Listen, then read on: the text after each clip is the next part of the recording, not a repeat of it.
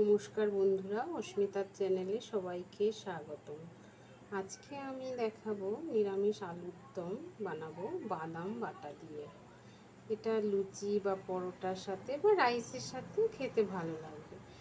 তো এই নিরামিষ আলুর দমটা আমি কী করে বানাবো, এই যে আমি আলু সেদ্ধ করে একটু ডুমো ডুমো করে কেটে নিয়েছি, আর এই যে এখানে বাদাম বেটে নিয়েছি, আর সবই আমি শিলনোড়াতেই করেছি।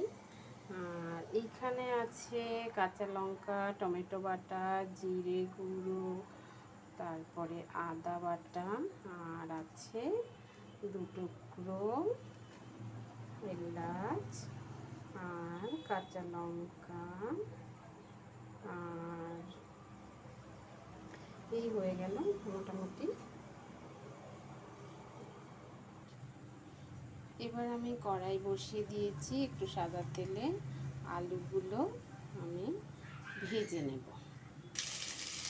আলুগুলো আমি দিয়ে দিয়েছি, একটু লাল লাল করে কষিয়ে নেব।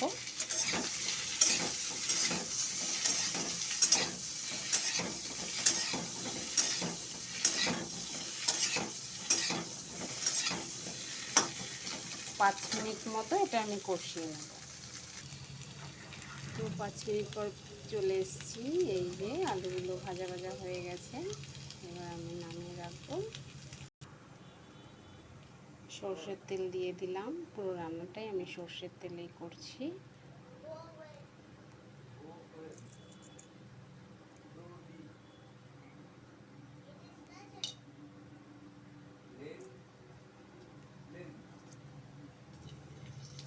এই যে একে একে সব মশলাগুলো দিয়ে দিলাম।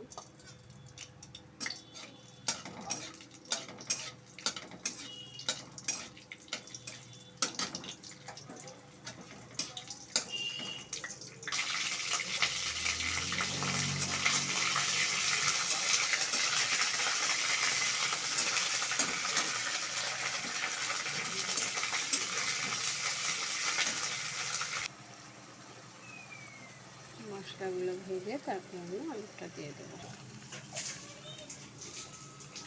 ভালো করে কষিয়ে নিলাম, এবার জল দিয়ে দেবো।